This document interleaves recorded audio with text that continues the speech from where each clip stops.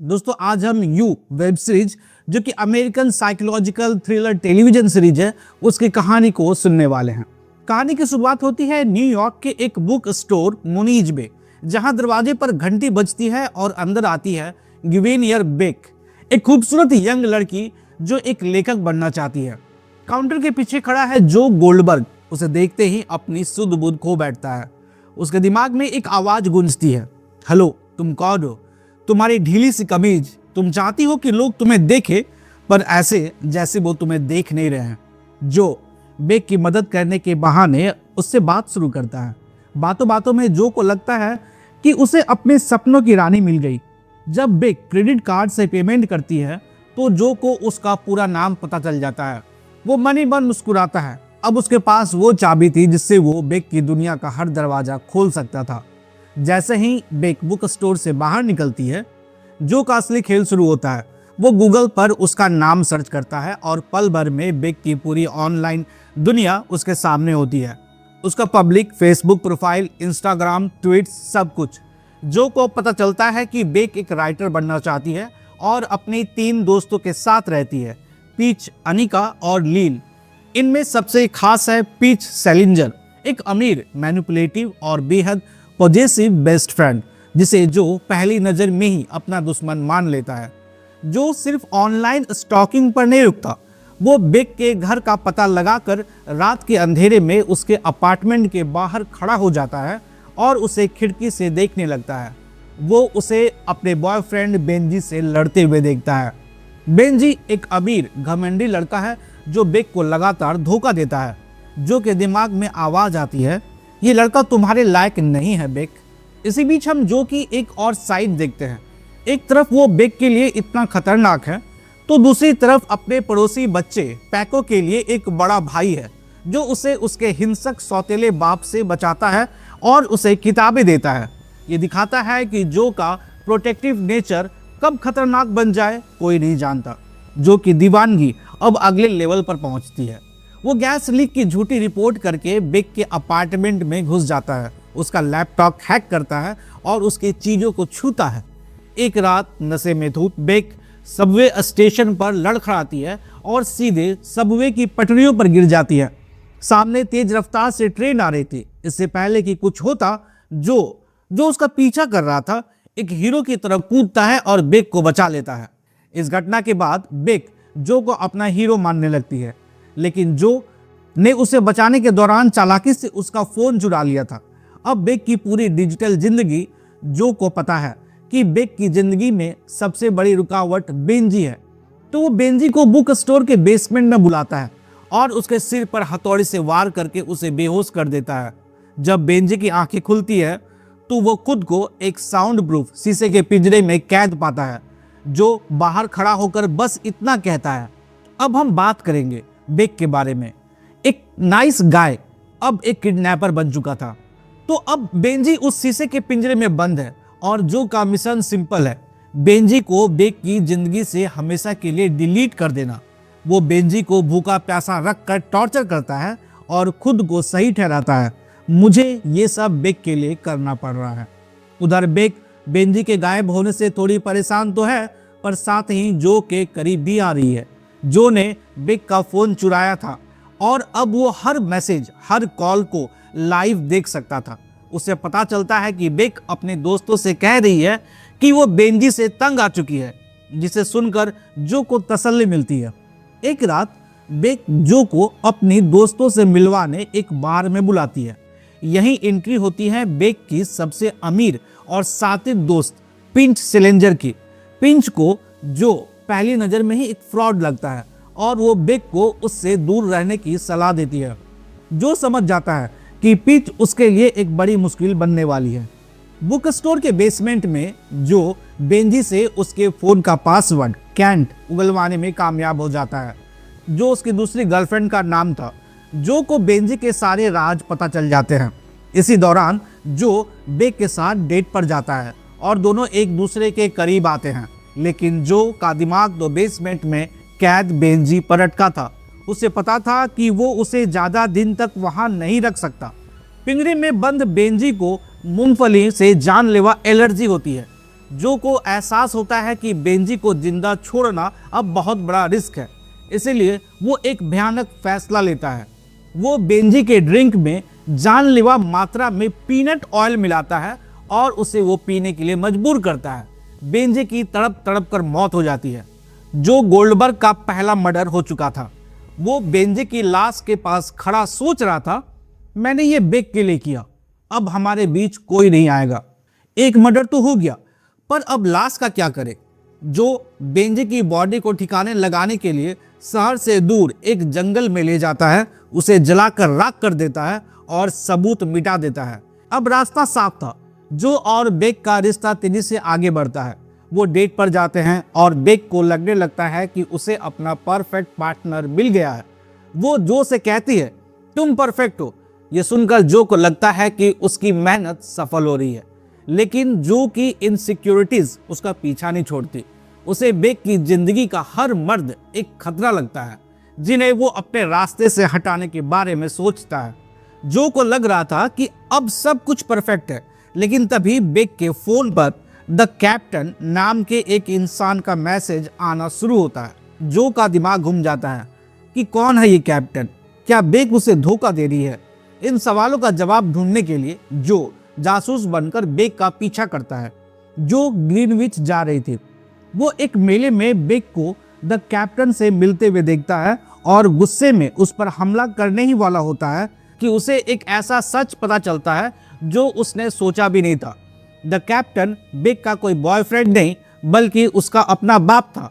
Bake ने सबसे कहा था कि उसके पिता की मृत्यु हो चुकी है, पर सच तो ये था कि वो अपनी पहली फैमिली को छोड़कर एक नई जिंदगी जी रहे थे। जो उसका पीछा कर रहा था, ये बात बेक को पता नहीं था, पर पिच उसे ये बता देती है कि जो अपने स्टोर पर नहीं है और वो ग्रीनविच में है। पिच की वजह से जो को बेक के सामने आना पड़ता है, क्योंकि बेक ने उसे देख लिया था। वो उसके फैमिली के साथ खाना खाता है। जो समझ जाता है कि पिच अब सबसे बड़ी दुश्मन है, वो उसे अपने रास्ते से हटाने का फैसला करता है।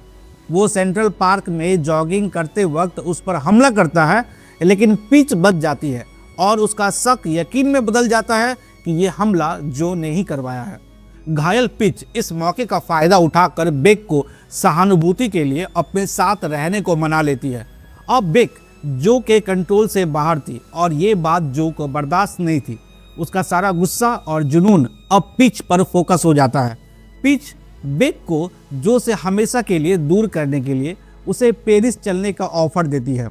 अब जो को इस प्लान का पता चलता है तो वो समझ जाता है कि अगर बेक पेरिस चली गई तो वो हमेशा के लिए उसे खो देगा।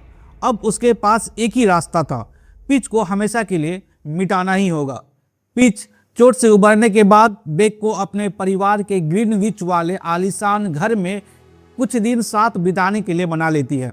उसका असली मकसद बेक को जो से दूर करना और अपने साथ पेरिस चलने के लिए राजी करना था, लेकिन जो भला अपनी बेक को इतनी आसानी से कैसे जाने देता। वो भी चुपके से उनका पीछा करते हुए ग्रीनविच पहुंच जाता है। वो आलीशान घर एक सुनसान इलाके में था, जो के लिए एक परफेक्ट जगह था।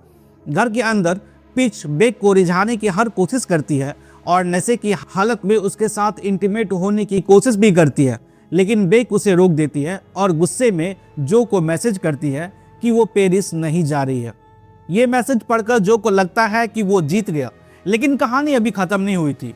जब बेक न्यूयॉर्क वापस जाती है तो जो उस घर में छिपा रहता है और फिर पिच उसे घर के अंदर देख लेती है। दोनों का आमना सामना होता है। पिच समझ जाती है कि सेंट्रल पार्क में उस पर हमला करने वाला जो ही था। वो घर में रखी अपनी गन निकाल लेती है। इसके बाद जो और पिच के बीच एक जानलेवा संघर्ष शुरू होता है। गुस्से में पिच जो पर गोली चला देती है, जो उसके पैर में लगती है। जो जमीन पर गिरकर मरने का नाटक करता है और जैसे ही पिच पास आती है तो अचानक उसे गिराकर गन छीन लेता है और इससे पहले कि पिच कुछ समझ पाती, जो उसे मार देता है। पिच की मौके पर ही मौत हो जाती है। जो का दूसरा खून, पर वो यही नहीं रुकता। वो बड़ी चालाकी से इस पूरे मर्डर को सुसाइड का रूप देता है। वो पिच के लैपटॉप पर एक झूठा सुसाइड नोट टाइप करता है, जिसमें लिखा होता है कि वो बेक का प्यार ना पाने के गम में सुसाइड कर रही है। वो सारे सबूत मिटा देता है और गन को ऐसे रखता है जैसे पिच ने खुद को गोली मारी हो। जब बेक को पिच की मौत की खबर मिलती है तो वो टूट जाती है और इस मुश्किल घड़ी में उसे संभालने के लिए कौन होता है? जो गोल्डबर्ग। बेक अपने दुख में जो के और भी करीब आ जाती है, इस बात से अनजान कि जिस इंसान के गले लगकर वो रो रही है उसी ने उसकी बेस्ट फ्रेंड की जान ली है। पिच की मौत के बाद लगता है कि अब सब ठीक हो जाएगा। जो का जुनून और उसका कंट्रोलिंग स्वभाव अब बेक को घुटन देने लगता है। बेक को महसूस होता है कि वो अपनी आज़ादी खो रही है। इसी बात पर दोनों की बड़ी लड़ाई होती है और बेक जो को छोड़ने का फैसला कर लेती है। ये ब्रेकअप जो के लिए एक बड़ा झटका था। उसने बेक को पाने के लिए 2 खून किए थे और अब बेक ही उसे छोड़कर जा रही थी। कुछ समय के लिए जो डिप्रेशन में चला जाता है, लेकिन जल्द ही उसकी मुलाकात कैरेन मिंटी नाम की एक लड़की से होती है। कैरेन एक आज़ाद ख्याल और मजबूत लड़की है जो बेक से बिल्कुल अलग है, जो उसके साथ एक नॉर्मल रिश्ता शुरू करने की कोशिश करता है। दूसरी तरफ ब्रेकअप के बाद बेक अपनी राइटिंग पर फोकस करती है और उसे एक बुक डील भी मिल जाती है, लेकिन वो अकेली थी और इमोशनली कमज़ोर। इसी दौरान वो अपने थेरेपिस्ट डॉक्टर निकी के और करीब आ जाती है और दोनों के बीच एक अफेयर शुरू हो जाता है। अब आता है कहानी का सबसे बड़ा मोड़। जो कैरेन के साथ रिश्ते में होने का नाटक कर रहा था, उसका दिमाग अभी भी बेक पर ही अटका हुआ था। पर इसके बाद बेक भी जो को बहुत मिस करती है, ये जानते हुए कि वो किसी और के साथ है। जानबूझकर वो जो से मिलती है और धीरे धीरे उसे अपने करीब लाने की कोशिश करती है। जो उसके करीब आने के लिए हमेशा तैयार बैठा था, वो अपनी गर्लफ्रेंड को खुद छोड़ देता है और दोनों फिर से एक साथ हो जाते हैं। दोनों बहुत खुश और सब कुछ ठीक चल रहा था, पर कुछ समय बाद बेक को जो के घर में कुछ ऐसा मिलता है जो उसकी दुनिया हिला कर रख देता है। बाथरूम की छत में छिपे एक बॉक्स में उसे अपना पुराना फ़ोन, बेंजी के दांतों से भरा एक जार, पिच का फ़ोन और अपनी चोरी हुई अंडरवियर मिलती है। ये वो बॉक्स था जिसमें जो ने अपनी सारी ट्रॉफी जमा कर रखी थी। ये देखते ही बेक के पैरों तले जमीन खिसक जाती है। उसे एक झटके में सब समझ आ जाता है। बेंजी गायब नहीं हुआ, उसे मारा गया था। पिच ने सुसाइड नहीं किया, उसका मर्डर हुआ था। और ये सब करने वाला कोई और नहीं बल्कि जो था। जो जब बाथरूम में आता है वो समझ जाता है कि बेक उसका सच जान चुकी है। जो का प्यार अब बेक के लिए एक जानलेवा पिंजरा बन चुका था और अब उस पिंजरे का दरवाज़ा बंद होने वाला था। जो ये जानते हुए कि बेक सच जान चुकी है, उसे बेहोश कर देता है। जब बेक की आंखें खुलती हैं तो वो खुद को उसी शीशे के पिंजरे में पाती है जिसमें कभी बेंजी कैद था। उसका सबसे बुरा सपना सच हो चुका था। जो उसे बताता है कि उसने जो कुछ भी किया वो सिर्फ उसके लिए किया। वो बेंजी और पिच की हत्या को यह कहकर सही ठहराता है कि वो दोनों बेक के लिए बुरे थे। वो बेक को यकीन दिलाने की कोशिश करता है कि वो अब भी उससे प्यार करता है।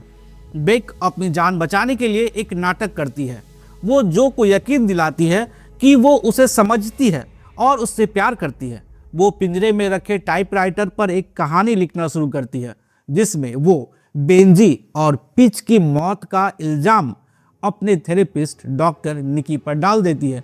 वो एक ऐसी कहानी गढ़ती है जिससे लगे कि डॉक्टर निकी ने जलन में आकर ये सारे कत्ल किए। जो के लिए ये एक परफेक्ट प्लान था। जो बेक के इस कहानी से इम्प्रेस हो जाता है। उसे लगता है कि बेक वाकई उसे समझ गई है। वो बेक की बातों में आकर पिंजरे का दरवाजा खोल देता है, लेकिन ये बेक की चाल थी। जैसे ही जो उसे गले लगाता है, बेक उसकी जेब से चाबी चुरा लेता है, उसे धक्का देकर पिंजरे में बंद करती है और लॉक कर देती है।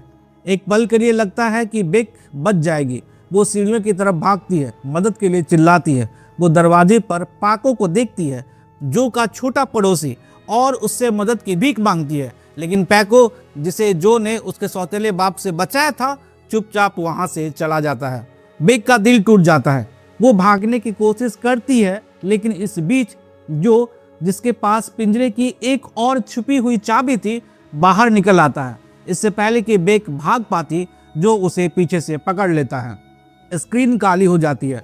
हम बेक की मौत को देखते नहीं हैं, लेकिन हम जानते हैं कि जो ने उसे मार डाला है। कुछ महीने बाद जो ने बड़ी सफाई से बेक की लिखी कहानी का इस्तेमाल करके डॉक्टर निक को हत्या के जुर्म में फंसा दिया। बेक की किताब छप चुकी है और वो मरने के बाद एक मशहूर लेखिका बन गई है। और जो गोल्डबर्ग वो आज़ाद है, अपने बुक स्टोर में खड़ा बेक की किताब बेच रहा है जैसे कुछ हुआ ही ना हो। लेकिन कहानी यहाँ ख़त्म नहीं होती। एपिसोड के आखिरी सीन में बुक स्टोर का दरवाज़ा खुलता है और एक औरत अंदर आती है। वो जो की तरफ देखकर कहती है, मुझे लगता है कि हमारे बीच कुछ अधूरा रह गया है। ये औरत कोई और नहीं बल्कि कैंडिस थी, जो कि वो एक्स गर्लफ्रेंड जिसे सब मरा हुआ समझते थे, जो के चेहरे का रंग उड़ जाता है। वो भूत जिसे वो दफन कर चुका था अब उसके सामने खड़ा था। और इसी चौंकाने वाले क्लिफ हैंगर के साथ यू का पहला सीजन खत्म होता है। अब सीजन 2 में क्या होगा? क्या कैंडिस जो का सच सबके सामने लाएगी या जो उसे भी हमेशा के लिए चुप करा देगा? अगर आपको ये वीडियो पसंद आया और आप चाहते हैं कि हम यू सीजन 2 की कहानी भी आपके लिए लेकर आएं तो हमें कमेंट्स में ज़रूर बताइए। वीडियो को लाइक करें, दोस्तों के साथ शेयर करें और ऐसे ही मज़ेदार रिकैप्स के लिए हमारे चैनल को सब्सक्राइब करना ना भूलें। मिलते हैं अगले वीडियो में। इस कहानी को पूरा सुनने के लिए आप सभी का बहुत बहुत धन्यवाद।